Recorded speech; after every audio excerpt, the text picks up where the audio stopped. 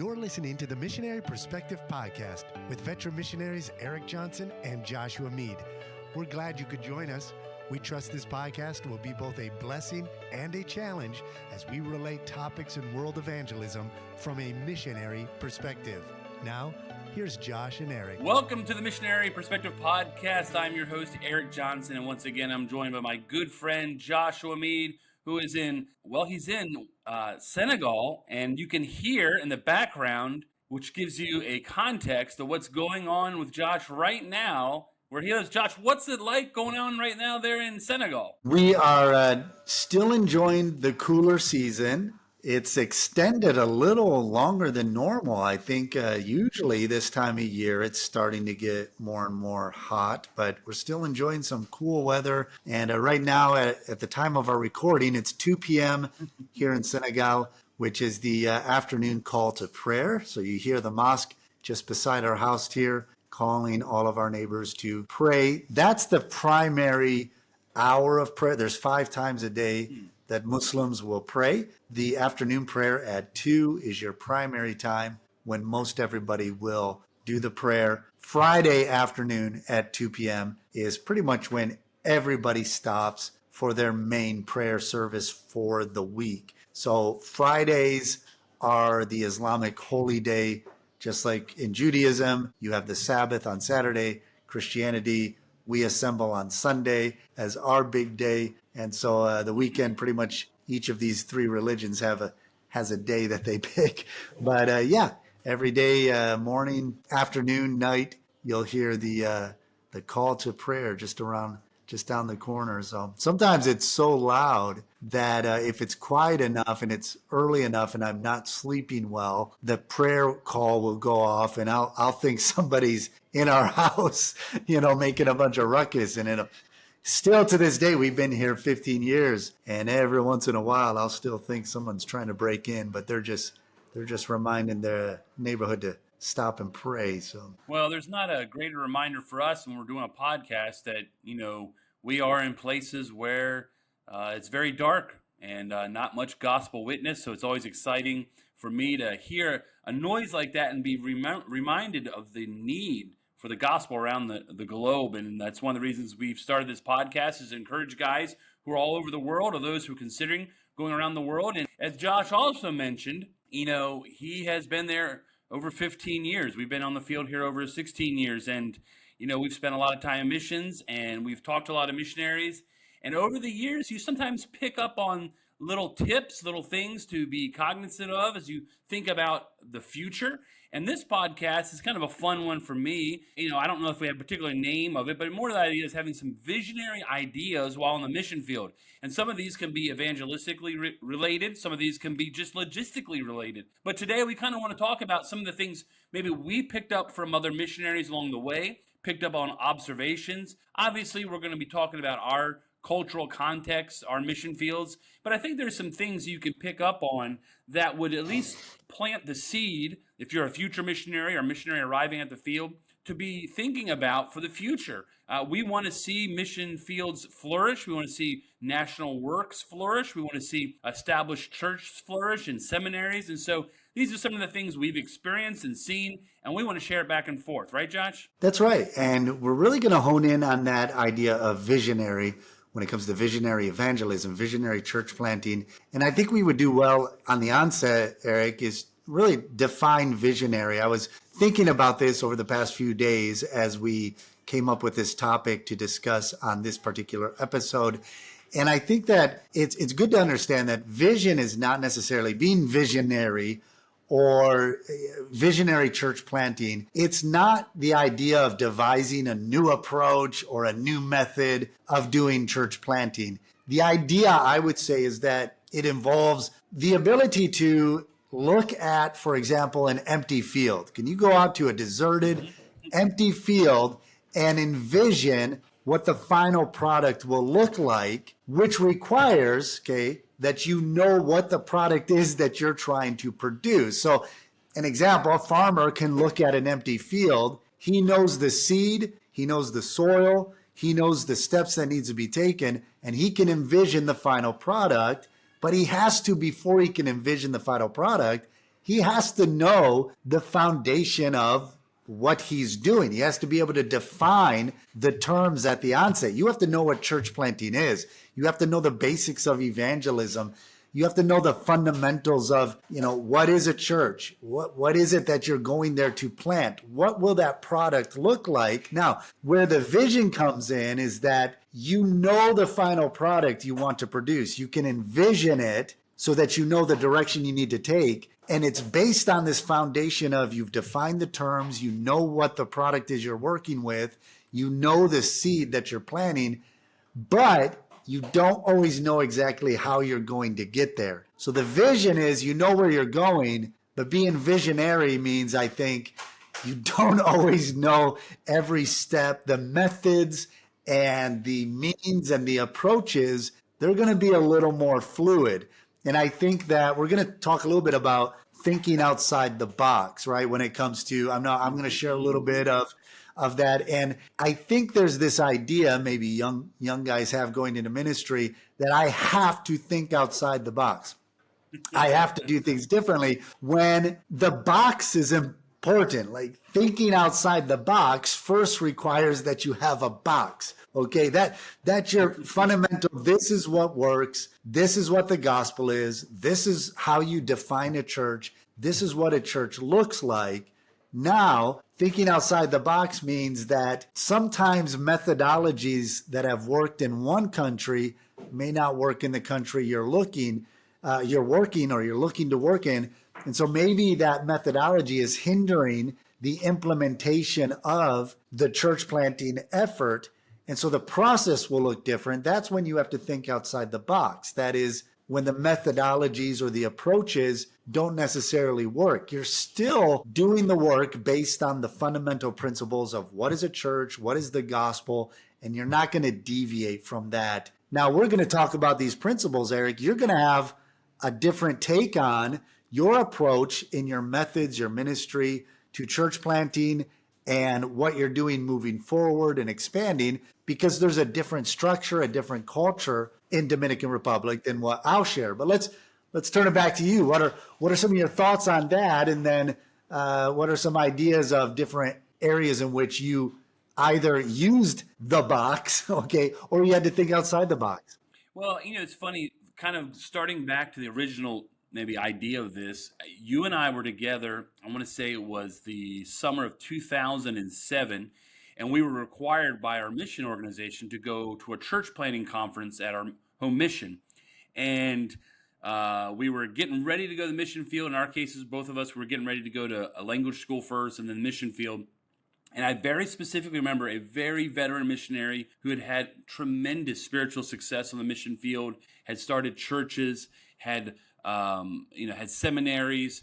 And it was his testimony when he was telling us that one of his problems, one of the things he wanted us to avoid, I should say, was a huge dependency on North American money for when you begin to build your churches, because he gave us an example of all these churches, all these seminaries he had started, and that if he left that day, and he was an older gentleman, like he wasn't sure how it would go on. And so that was seared in my mind.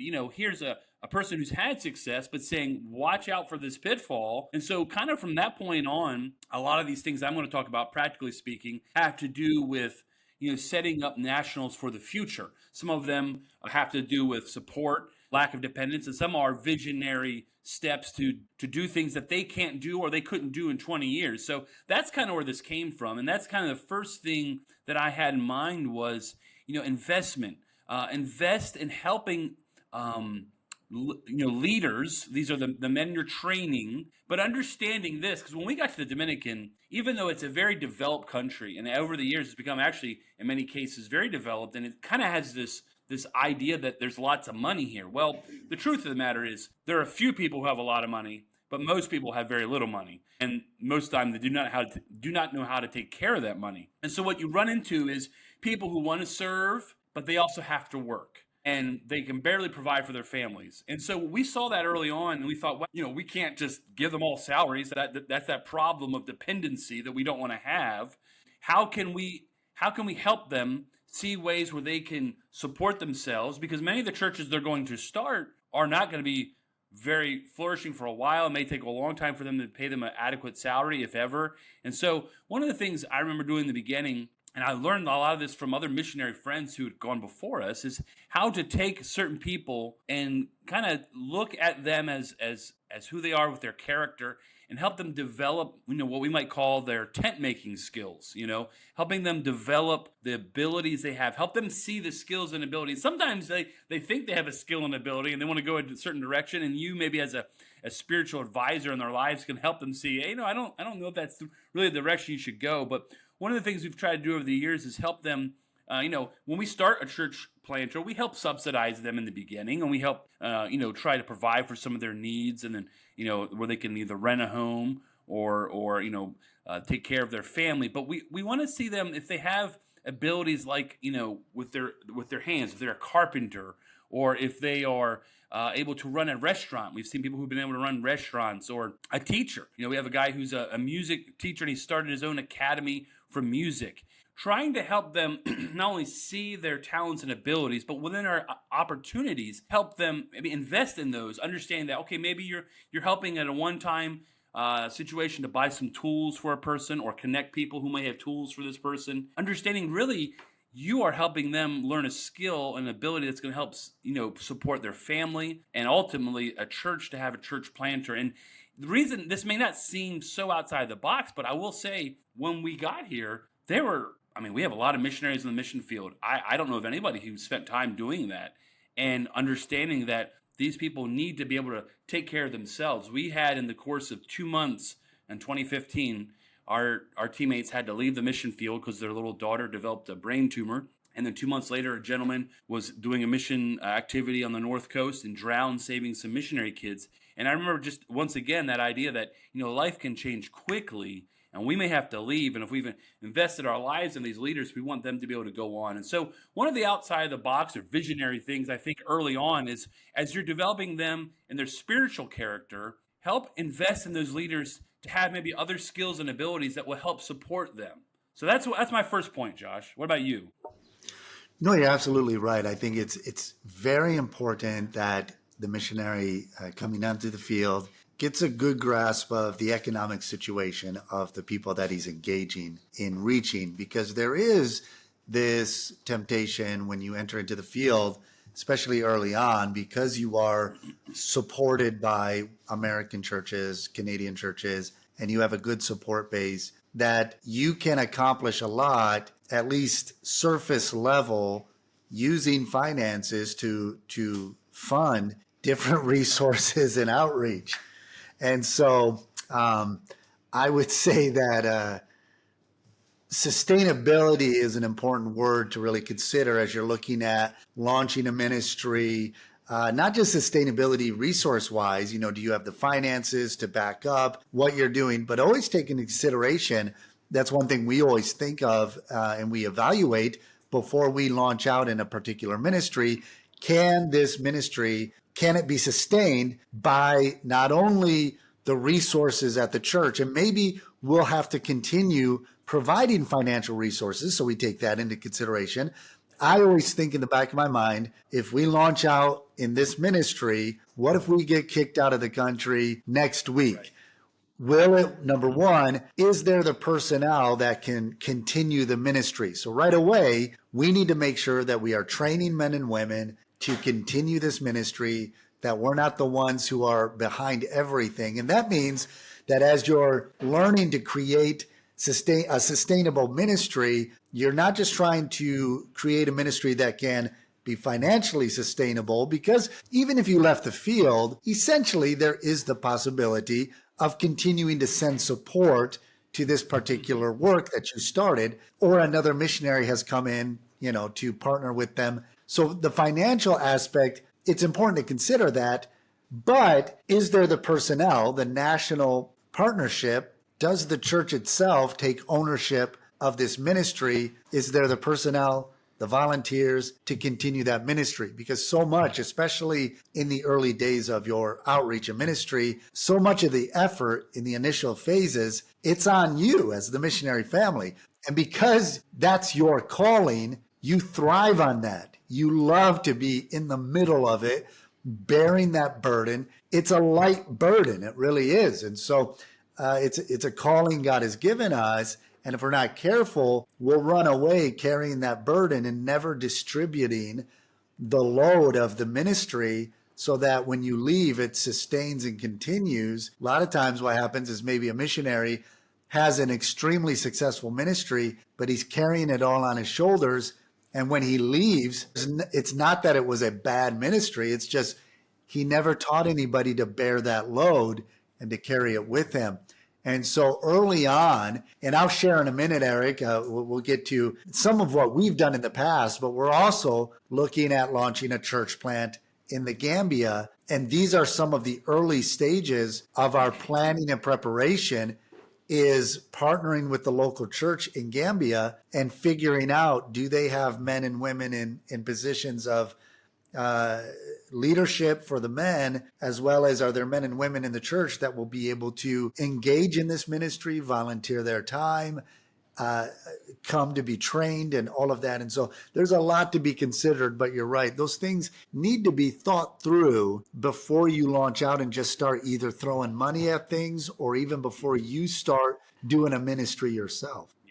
Yeah. And kind of a 1A to this, or the number 2, we're talking about investing in nationals to have skills. One of the things too, I think maybe it's a culture where I know this is true in some cultures where they do not have much money, or they're scraping by to live. Oftentimes you can't have a visionary life. Like, you're literally living week to week, sometimes day to day, as far as providing for your families. I think that is something that as someone who's spent time thinking about these things and how to invest in your life, I think of something later on here in the time I've spent understanding ways to help alleviate the stress of even a church who wants to support their pastor. And so one of the things we've done whenever we purchase properties is we've also built apartments for the pastors. Here the rent has actually gone up quite a bit in the last number of years. And so, if you're able to take, something that might cost someone $300, $400, $500 a month to rent, you have that on the property, have maybe some outside resources help you invest in that for the long term, forever. That helps a church never have to think about that price. And one of the things we've done here recently is invest in solar panels. I don't know how it is in there in Senegal, but here energy costs are very high, especially when they cross a certain threshold. And something that's become very prevalent here is you can save up to $100, $200 a month in investing in that. So there are some initial thoughts and things like that, just outside the box things that if you're able to come alongside and see it as a future investment that will really alleviate a church family and enable a church planter to be able to focus in more on the ministry and not have to work as much even, and with some of the skills they have. I think that's a visionary aspect that the Lord gives pastors and missionaries that can help set people up well for the future, where they're not struggling financially. And we know when there are struggles financially, a lot of times there's a cascading effect in a family and a ministry. And so those are some things I've seen. Have you seen anything like that you thought of as far as implementing there on the mission field? Well, I would say this, just some, personal advice for the missionary who would seek to train men and women to either engage in ministry or an outreach, or maybe there's a young man that is initially excited about a ministry, so you invest in. Be careful of putting somebody into a position of leadership right off the bat, or even getting your hopes up early on in this person's willingness to be involved. I always think of this verse whenever I begin working with someone who's very eager, especially in the beginning stages of an outreach. Jesus said the spirit is willing, but the flesh is weak.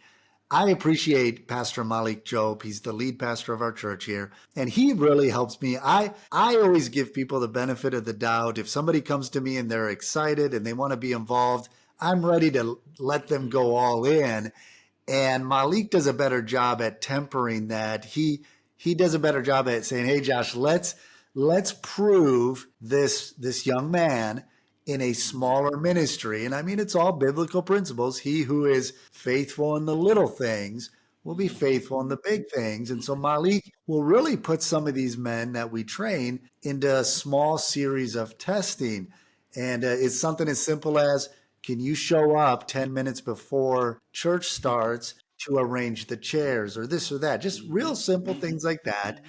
And when somebody in ministry, and this is specifically for ministry, someone who desires to be implemented, involved, especially if it's a ministry where you're going to be in public, where you're in front of people, if that person you're training is not willing to do the little things behind the scenes that nobody recognizes, then that you need to recognize a few red flags there. And so uh, any ministry, even if you're in a place like, for example, Dominican Republic, where there is a structure and maybe people are ready to dive in and they have a more fleshed out concept of what church is supposed to be like, still take your time when you implement leaders and train them.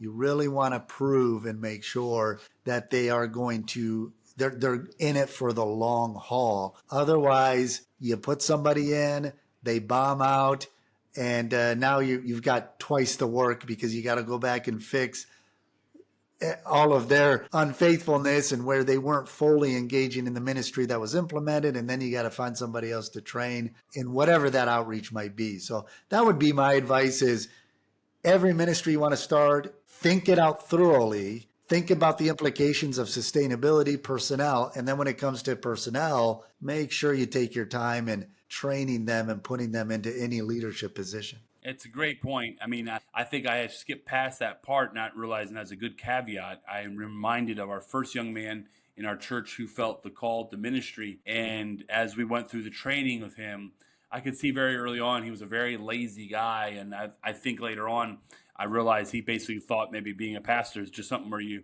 only have to work twice a week or something. And so from that point on, I was very careful to make sure the first thing, anybody who was interested in ministry, the first thing we did was put them to work, actual physical labor, whether it be painting or, like I said, cleaning the toilets. I mean, like, I clean toilets. So if the pastor can clean toilets, I always tell the church people, like, I was the first one in line to clean the toilet. That way I can ask you to do anything. Because if I clean the toilet, then I can ask you whatever job. And that is such a vital point. But I am talking about basically to the point where now you have tried someone, and it will take years. Sure. It's funny, you were talking about this. We were just out evangelizing on Saturday with our church in a little bedroom community, a place I've always kind of thought we might start a church. We have some believers out there. And this young man, who I think is probably the kind of guy who would fit well there, I was kind of just observing him. And as we came home, you could tell he was just very excited about that area. And he said, "Hey, Pastor, so many people came up to me and they're like, when are we going to start a church out here?" And, this last week, without even telling this young man about it, I've been praying about the sequence of events, which would be like a bus route out there and evangelism and a Bible study. And yet, at the same time, if you're a missionary has planted churches, you can start to get excited and see over the horizon and how there'll be certain checkpoints, but you'll see how God sometimes will start the ball rolling. And that's kind of what we're talking about. After you've done something 1, 2, 3 times, kind of having that same visionary idea. Okay, what worked well in the past and what didn't, and how can we make those adjustments? And so coming to another point here, and this is kind of goes along with this because it's just kind of fresh on my mind. I remember my pastor telling me about a missionary in Africa. I don't want to say his name because he doesn't want this story going out, but he's been there for, I believe, 30, 40 years. And when our church went and visited this missionary in Africa, I think he and my pastor are almost contemporaries. So that tells you how, the gentleman's not a young guy. But he was telling our pastor, after he had been there, I guess maybe 20 years, he had planted so many churches that when he came to towns where they didn't have churches, he just started looking for places to buy property, and he would buy property. Obviously, in this area, in this context, I'm sure it wasn't particularly very expensive. But he had this visionary spirit and this confidence in the Lord's calling that he could see exactly where there probably should be a church. And he had the vision and the resources to do that. And it's funny, I always thought that was quite wow. And in our 3 church context, we actually did that one time. We had a young man who was training. We didn't have the money, but someone kind of came alongside and said, "Hey, we know that young man. We see he's going to be a pastor one day. We'll buy this piece of property." And my wife and I, early on, we kind of thought I don't know about that. They don't even have a church yet. He's still training. And I actually started typing up this letter because we had just built our church building. We were very tired. And we were about to send the email, and then we kind of just looked at each other like, "What are we doing?" That's we should go on faith, and I'm sure the Lord's going to work this out. And of course, He did, and I'm very thankful He did. But that's a visionary thing that maybe doesn't come the first 5 or even 10 years, but it comes down the line when you are committed to your mission field. Sometimes you, as the missionary pioneer, can see, wow, that's a town that needs a piece. It needs a church property. Boy, here's a great opportunity, because I have bad news. Property doesn't go down in value; it only goes up, and it only costs some more. And so that's something we have done. And now, as I'm mentioning, we're thinking about doing it again. And I thought, is that something you've ever seen or felt the possibility of happening in your ministry? Yeah, absolutely. And that's something that I think every missionary at some point in either the early stages of your ministry or maybe the mid stage, however many years you've been on the field, at some point you're going to start thinking about, what's my next step? There's always going to be transition in the development of ministry. Now, has God called you to go start a church somewhere in Africa, in a major city, and then just pastor that church for the next 30 years? Maybe that's what you sense is God's calling in your life. But if you're going to a field and I'm called to plant churches, I want to be involved in the early stages of seeing a work start where there is no work. There's different approaches, right? You've gone to Dominican Republic, established a church, and now from your church, as the pastor of your church, you're sending out and partnering. You're sending and partnering with other church planters and men you have trained and others to expand. So there's not one way to do it. There's multiple approaches. The missionary has to evaluate and know his people, his culture, and his field, to know there are some places. For example, our ministry here has been invited to come to a neighboring country, Guinea.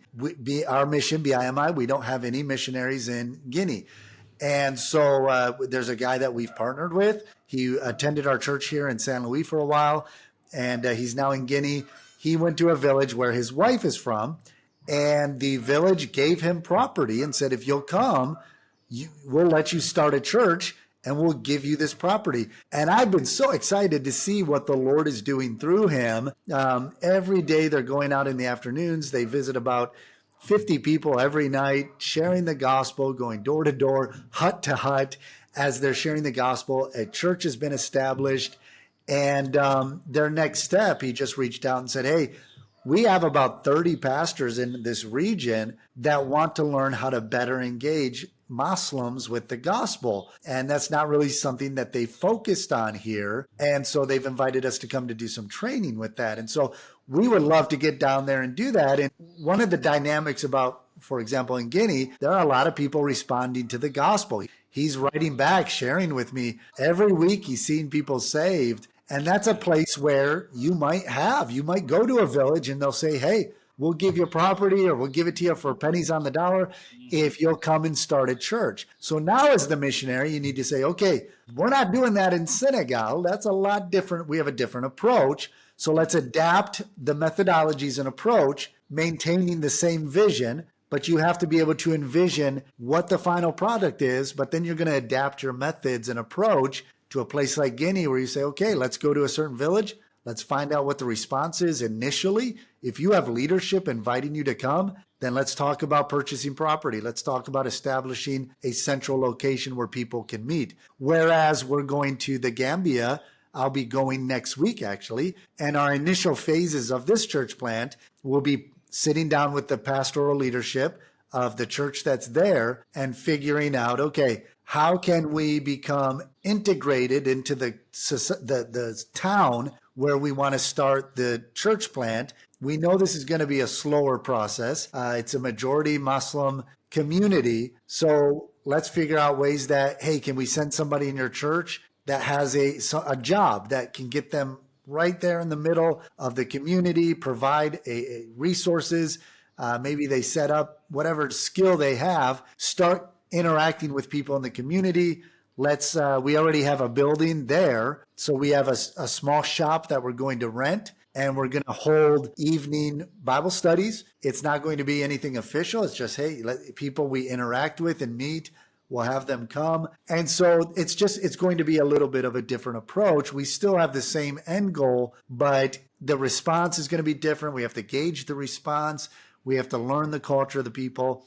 And as you do that, then you begin to implement some of these approaches that will be most effective where you are. So for us, we decided, okay, as we make a transition now, this church here is established that we started back in 2016. Do we want to uproot ourselves, move to another location and start from scratch? Well, to us, that just doesn't make sense because the process takes so long for a foreign white guy to come in and see the work start. But can I take what we've done here and instead of moving myself to a new location, can we reproduce what we've done here? Can we scale it, contextualize it to whatever region we're going to partner with an existing church planter, an existing national pastor, or another missionary, and become a partner or a direct church planting ministry. So now I'm not just reproducing myself or trying to go to another location to start from ground zero. We're reproducing the entire methodology and approach that worked here. And then we're going to branch out and let that expand and then we have the vision, we have the foundation of Islamic church planting in a country like Senegal. We have the vision of what the final product looks like because we've produced it. Now we're going to implement a method with the principles we've learned, but they're going to be flexible according to the location where we are partnering with a church plant. That makes sense? Yeah, absolutely. And one of the things Josh is leaving out because it's just not enough time is that in the process like this, which has taken many years and many attempts, there are a lot of things that worked and a lot of things that didn't work.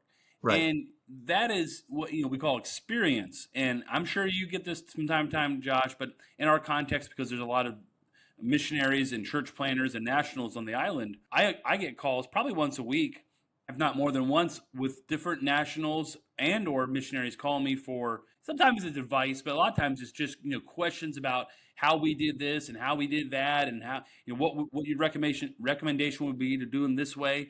And it's not so much that they think we're the best. It's just when you have longevity, when you have experience, people want to learn from you. I mean, when we got here, I spent 3 summers in a row coming down here and talking to veteran missionaries and getting advice and asking all about the island. And so maybe that's not necessarily outside the box, but it is visionary because you can learn from people's mistakes and learn from people's successes as well. And that kind of piggybacks to what I consider another visionary thing, which it seems so rudimentary and it seems so maybe intuitive, but one of the things I noticed when I got here was very few missionaries, and there was a big group of national pastors and American missionaries, North American missionaries, but a lot of times they did not have close relationships, and a lot of times it wasn't because of any problems; they just had not crossed their paths.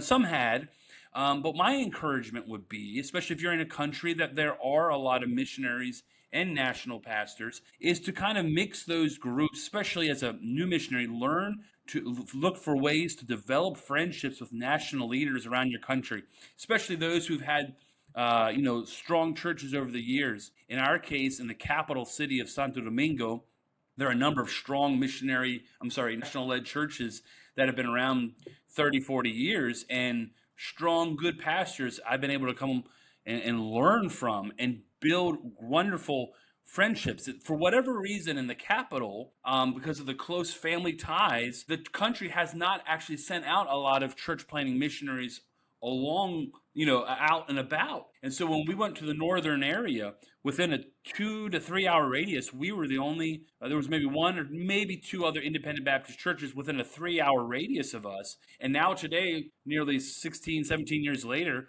there's probably over a dozen. Now, we've sent out a few of those churches, but we've been, very much every time I hear there's a church planter interested in a town, I'm building a relationship with their pastor. I'm building a relationship with that family and trying to encourage them in any way I can. Sometimes it's financially. It's not always financially. Sometimes it's logistically, offering help to come over and evangelize with them, or using lawyers from our church. And we have seen such amazing friendships built out of that.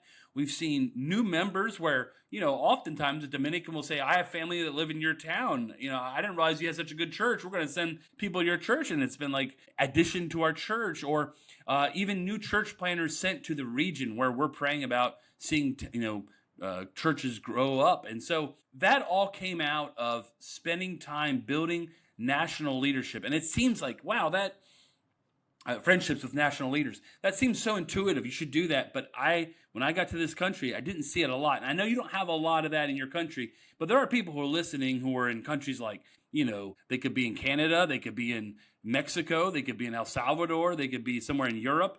We, as independent Baptists, sometimes we can become very insular and just, as missionaries, we stay in our little world. But I want to encourage missionaries, especially young missionaries, go out, meet national leaders, meet other missionaries, ask tons of questions, make friendships, make connections, build bridges. The Lord is going to use that to do things you can't even imagine in 5, 10, 15 years. Absolutely. And, I think that there's two things I would comment on that is, number one, there is this sense with when you go to the mission field that sometimes you'll hear, and I don't think it's very appropriate, but you'll hear somebody say in their presentation, there's no, gospel preaching churches in this city. And maybe there is another independent Baptist, but he's not your breed of independent Baptist. So you feel like you could just say there's no gospel preaching churches. I think you're right. We can have an isolationist mindset when we come to the mission field. I think another factor plays a role in not cultivating relationships with existing maybe believers.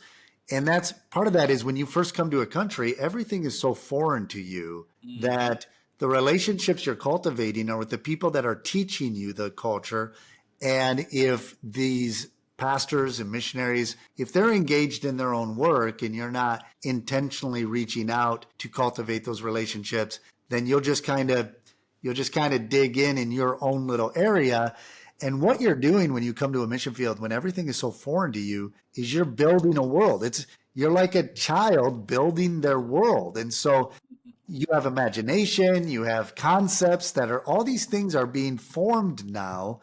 And your concept of the culture, your concept of the world that you have entered into, it's going to be as expansive or limited as you allow it to be as you're learning about the culture and the country there. Now, I will say on another hand, I've seen a shift, and this is just from my personal observation. I've seen a shift and this has to do with my observation. It has to do with my interaction with other believers here. And maybe this is unique to our context because the majority of those that we work with are Muslim background believers, and they're coming out of a very particular religious system and going through the same experiences of persecution that causes you to really deepen your trust in the Lord, and it really gives you confidence in the Lord. But that being said, what I've noticed in our experience is that I think there was a time when different denominations and movements were seeking to maybe unify the work of evangelism, unify the churches and denominations at the cost of sound doctrine, okay? Compromising. And any movement that's founded on any other foundation than sound doctrine is going to collapse. And I think we've seen the failure of the ecumenical movements. And what I'm seeing now more and more is that there are movements of believers, at least in our experience of those we've engaged throughout our country and the surrounding countries. They may not be the particular stripe of Baptist we are. We are Baptists by conviction. And if we believe what we believe is biblical, then you should also believe that your influence should be to influence people to the scriptures. And if God gives you influence within a country, within a city, within your community, that influence is meant to bring people to Christ, to sound doctrine. And so what I've noticed is I think that the failure of the ecumenical movement it's left so many people just empty and looking for more, that there is a movement going to scripture saying, well, what does the Bible say? How can we live out biblical truth? And when somebody's seeking truth, we need Phillips who are willing to jump on the chariot, of the Ethiopian eunuch and say, hey, do you understand what you're reading? And most of my experience is those who are sincere, even if they're established Christians, part of a denomination. I'm not saying you connect with other denominations and compromise. But what I'm saying is, if you engage somebody who's isolated and they're maybe not part of the same stripe as you, but there's somebody who says, man, I'm seeing some weaknesses in the way we do things, and I'm seeing God is doing something in your work. What are you doing? Then you ought to be willing to cultivate a relationship where you tell them, hey, here's what the scripture says, here's what we're doing, and learn to develop the relationships Eric is talking about based on scriptures, never compromising, but recognize those who are close. Obviously, you're Baptist, you maintain your Baptist distinctives and your Baptist conviction, but learn to recognize that God is at work in some incredible ways. And our job is to bring people to Christ and to help people grow on sound doctrine. And so the missionary, I think today, depending on the context of where you are, maybe in a place like where you're at, where we are, you don't have to, for example, call out radical groups like the charismatics as much because they're not here as much. So that's not really something that we have to engage in, but you're going to engage maybe with conversing with people who have been influenced from different denominations, but because of the persecution they've gone through, they need community, and the community must be founded on faith in Christ and biblical sound doctrine. And so as a missionary, cultivate those relationships, but never compromise doctrine. Always stand on what you are. I always think back of Adoniram Judson, right?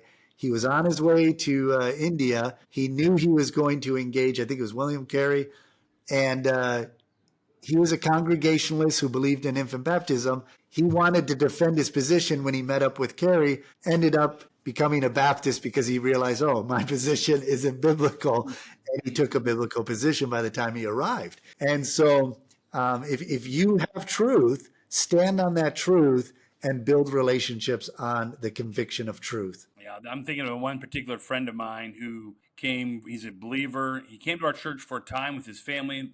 They'd come from a different town where they'd gone to, it was a Reformed Baptist church. And so for a time, he really enjoyed his time in our church and they grew. But over time, there were some differences we weren't going to compromise on. And I'm thankful he actually found another church in town to worship at where he feels comfortable. And yet our relationship has stayed over the years, a good relationship. We actually serve in a different capacity. I'm a baseball chaplain. He's a chaplain.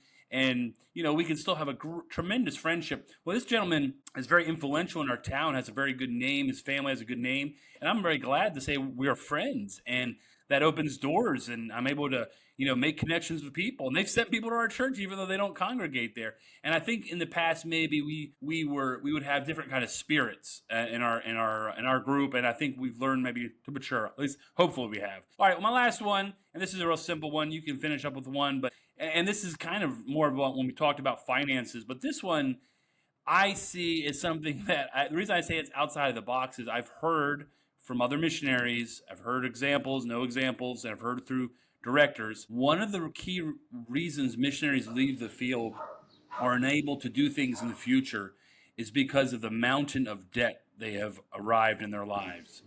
And so my encouragement is to stay out of debt or stay away from it as much as possible. I do understand there are instances with homes, or maybe there are seasons of life where you have to have debt for maybe your education or your children's education. That's a debate for a different podcast with Dave Ramsey. That's not my debate. But my heartfelt advice as far as being a visionary and having some of these plans, you're going to have to be away from debt as much as possible. Every time we've had a construction project, in our case, in our context, if we've run out of money, we've paused and we've waited for the Lord to provide. Same with purchasing of vehicles. We never purchase vehicles with debt. Like I said, you can have debates about these other things, but I'm talking about the idea that anything you may leave as a problem for your own family or for other church planners.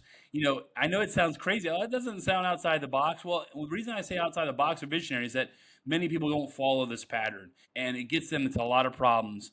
Having the foresight to look ahead and having, planning, but most of all, having patience.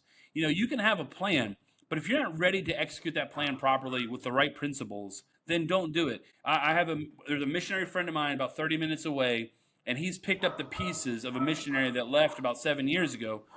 And when they purchased their church property, he purchased it incorrectly, never got the title fixed. And after 25 years, they're about to get that resolved. That was poor planning. Someone did the wrong thing there. And now finally, this one missionary has had to work on it for almost a decade, trying to fix this other person's problem. And, a lot of that had to do with debt. A lot of that had to do with doing the wrong steps, and that's what we're trying to talk, encouraging, having seen sometimes bad examples, or maybe even ourselves making mistakes. We want to help others, not go down that same path, or see ahead of time. This is how I can look ahead and make plans. And one key area into having a peaceful time as you make visionary plans is staying out of debt. What about you, Josh, to finish this up? No, I can't agree anymore with that. You just really have to learn to manage your resources appropriately. And it begins with your personal resources. You learn to manage your own personal resources. If you are considering missions and you have a considerable amount of debt, then that needs to be taken care of before you launch out. When you're on the field, the Lord, I always look at it this way. Before entering into a big project, like you said, if this is God's leading, God has obligated himself to provide for what he calls you to accomplish. And so if you know God is calling you into this construction project, into this particular area, then God will provide the resources for it. And I would say two things. Don't go into debt, avoid it at all costs. Steward your resources responsibly for the glory of Christ. Just read the Gospels. Jesus makes reference to financial responsibilities over and over for a reason, because financial stewardship is connected to the stewardship of our spiritual lives, because we put value in finances.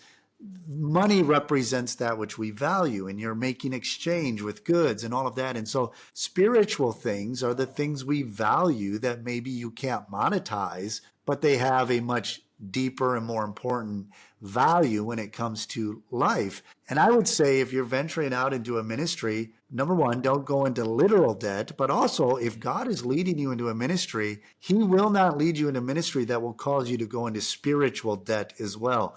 If you're constantly stressed out and this burden is more than you can bear, that might be a good indication that maybe God wasn't leading you into this, or you're going too fast. And like Erik said, if you run out of the finances for a project, take a pause. Like, the work of the Lord can wait. He doesn't need you to burn out and go deeper into debt and cause further damage. Take a pause on the project. Or let's say you have all the money you need, but if you're stressed out and losing sleep and you're just like, I don't think I can do this anymore, then take a pause. God doesn't want you to go into spiritual debt to accomplish some physical work, like a building. The work of the Lord is not food and drink and resources. The kingdom of heaven is spiritual, and we're engaging souls with the gospel. You could go to a mission field with just the clothes on your back, and if it's God's calling, he'll take care of your needs. And I could, if we have time, I want to do an interview in the near future with another missionary who works here. They came basically like that. They came with just the clothes on their back, fresh out of high school. And he speaks 4 or 5 different languages. He's the smartest, the most brilliant missionary I have met when it comes to just his knowledge of not only of the Bible, but his knowledge of Islam, his knowledge of the hadiths and all that. And just to see their journey over the past 20 years, when they just came basically with the clothes on their back, to see how God has used them. And they don't have they barely, he just now told me the other day, he called me and said, yeah, we finally were able to get a vehicle. After 20 years, they never had the money to even purchase a vehicle. And this is the first time they've lived since they moved to our city about 3 years ago. They said, this is the first house we've lived in that actually had like tile on the floor and have had beds and things. And so they're an incredible family, and the impact they're making still for the Lord is just beyond what you can quantify. And yet they haven't had tons of resources that they've invested. So I think that, yeah, when you're coming into it, just understand whatever whatever your financial, level is, the finances does not determine the success of your ministry. So don't go into debt to try to prove that you're doing something for the Lord. And then just pace yourself spiritually. Don't extend beyond what God is leading you to do and burn yourself out. Don't be lazy, but at the same time, you let God guide you. You let the Lord sustain you. Keep yourself in the joy of the Lord, and the work will move forward. Yeah. And I think what Josh is saying is so correct. There's this dichotomy of, not overextending yourself. There's a movie, I think it's an old Kendrick's movie, where they tell a story about this old farmer who prepared for rain, and I always think about that. Like, part of the reason having vision is that when someone calls you and senses there's something that they want to do for you or for the ministry, that you're ready. You're not hobbita, hobbita, hobbita, I don't know, maybe we could do this. It's like you already know, if God provides the opportunity, this is what I believe the next step is. And sometimes there's years, and Josh could tell you, there's years in between next step and expansion and the next thing. But that's what you do as a missionary, is you're plugging along every day, every week. You're training, going to church. Wow, what's the next step of our vision? And you're prepared in your mind. You've thought the steps through. You've maybe gone through it before, and then you're ready to go, and you feel more confident and not losing sleep because this is the next step if God opens the door. And sometimes God doesn't open the door; it takes a long time. So that's a great way to end. Josh, anything else to add before we finish this episode? No, that's it. Just hey, I've been enjoying getting back into this, getting back into discussing these topics. And if you're listening and you have a particular topic you'd like us to talk about, feel free to email us. You can comment on whatever social media platform you are watching this. You can send us a message, however you can reach us. Let us know if there's a particular topic you'd like us to discuss. But I'm looking forward to just seeing how we can continue to develop these discussions, try to continue with interviewing more and more missionaries and leaders and workers in ministry. And Eric, I really enjoyed this topic. And I think it really hits close to home, where we are kind of both. We've been on the mission field about the same amount of time, and we're really considering, I think in our minds we have envisioned what the next step is going to look like, but that transition is always like, okay, what's that going to look like? Where exactly? And maybe it means you're staying in the same place, continuing to do what you're doing, just expanding, or maybe it's a radical uprooting and a change. But whatever step you're at, just make sure in your vision you stay rooted and grounded on the Word of God, sustained by the Spirit of Christ as you continue to do His work. Amen. Well, this is Erik Johnson in the sunny DR. Josh Mead over here in Senegal. Have a great day.